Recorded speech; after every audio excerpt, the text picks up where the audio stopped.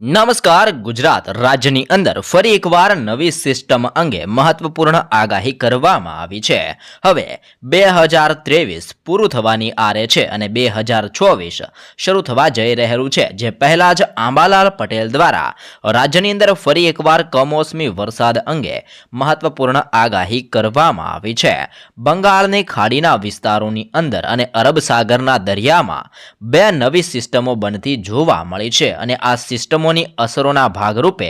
ગુજરાતના વાતાવરણની અંદર મોટો પલટો અને બદલાવ જોવા મળશે, જેના કારણે આજથી લઈને 29 તારીખ સુધીની અંદર ગુજરાતની અંદર વાતાવરણની અંદર મોટો બદલાવ અને ફેરફાર જોવા મળશે. તે સાથે જ અનેક વિસ્તારોની અંદર ભારે પવનો ફૂંકાઈ શકે છે અને આ સિસ્ટમ ધીમે ધીમે અત્યંત તીવ્ર અને મજબૂત બનતી હોવાના કારણે પણ અરબ સાગરના દરિયાકાંઠાના વિસ્તારોની અંદર જેમ કે બેંગલવીનો વિસ્તાર છે, મુંબઈના વિસ્તારોની અંદર અને ગુજરાતના વિસ્તારોની અંદર પવનની ગતિવિધિઓ તીવ્ર અને મજબૂત બનતી જોવા મળશે. તે સાથે સાથે અરબ સાગરની બાદ જે બંગાળની ખાડીના વિસ્તારો આવેલા છે, જેમાં પણ પવન અત્યંત તીવ્ર અને મજબૂત બનતો જોવા મળ્યો છે, જેના ભાગરૂપે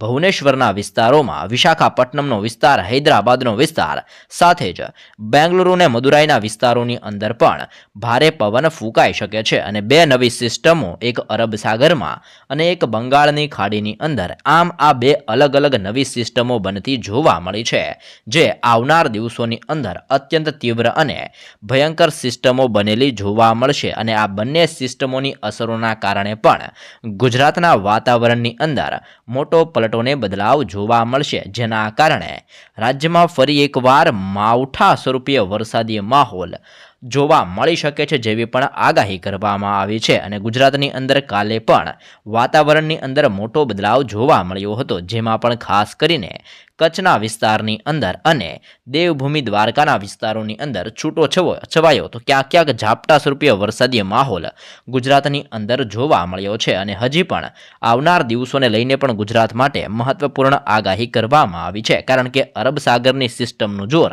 સીધું ગુજરાતની અંદર જોવા મળી રહ્યું છે, જેના ભાગરૂપે ગુજરાત ઉપરથી અત્યારે ઠંડા અને ભેજવાળા પવનો આવી રીતે બંગાળની ખાડીના દરિયાની અંદર ફૂંકાતા જોવા મળ્યા છે અને બંગાળની ખાડીની સિસ્ટમ ફરી એકવાર તીવ્ર અને મજબૂત બનતી જોવા મળી છે.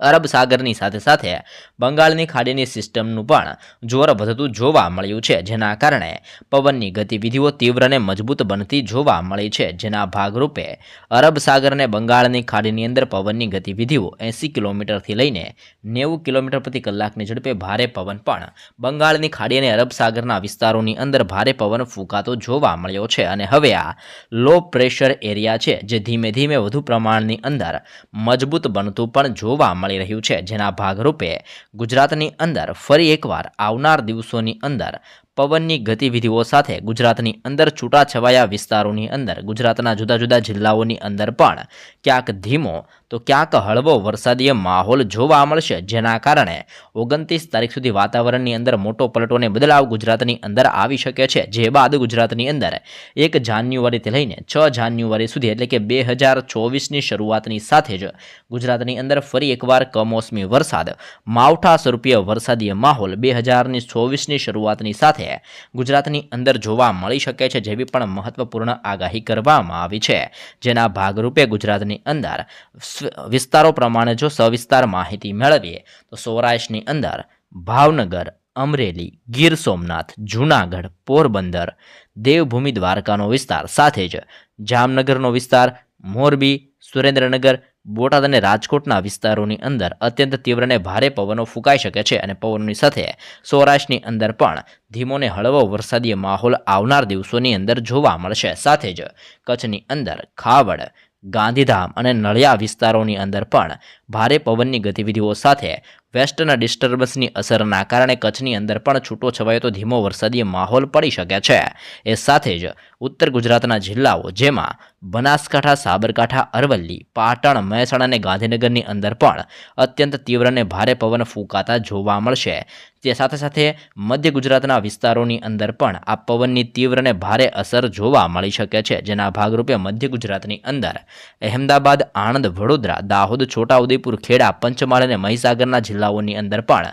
પવનની ગતિવિધિઓ સાથે છૂટો છવાયો વરસાદી માહોલ જોવા મળશે। તે સાથે સાથે જે હવે દક્ષિણ ગુજરાતના જિલ્લાઓ આવેલા છે, જેમાં ભરૂચ, નર્મદા, સુરત, તાપી, નવસારી, ડાંગ અને વલસાડની અંદર પણ પવનની ગતિવિધિઓ સાથે ક્યાંક ધીમો તો ક્યાંક ઝાપટા સ્વરૂપીય વરસાદી માહોલ આવનાર દિવસોની અંદર જોવા મળશે। અને ગુજરાતની અંદર હાલ અત્યારે વાદળ છવાયું વાતાવરણ જોવા મળી રહ્યું છે। અનેક વિસ્તારોની અંદર ભારે પવન ફૂંકાઈ રહ્યો છે, જેને જોતા ગુજરાતની અંદર હવે દિવસે ને દિવસે ઠંડીના પ્રમાણની અંદર મિત્રો નોંધપાત્ર વધારો જોવા મળશે। અને તમે જોઈ શકો છો કે સિસ્ટમનું સર્ક્યુલેશન અરબ સાગરથી લઈને આ બંગાળની ખાડીના વિસ્તારો સુધી લંબાયેલું જોવા મળ્યું છે। અને સિસ્ટમનો સ્ટ્રફ જોવા જઈએ તો આ સંપૂર્ણ વિસ્તારોમાં આ સિસ્ટમનો સ્ટ્રફ ઘેરાયેલો જોવા મળ્યો છે। અને આ સ્ટ્રફ હજી પણ ધીમે ધીમે વધુ પ્રમાણની અંદર મજબૂત જોવા મળ્યો છે, જેને જોતા આવનાર દિવસોની અંદર આ સિસ્ટમ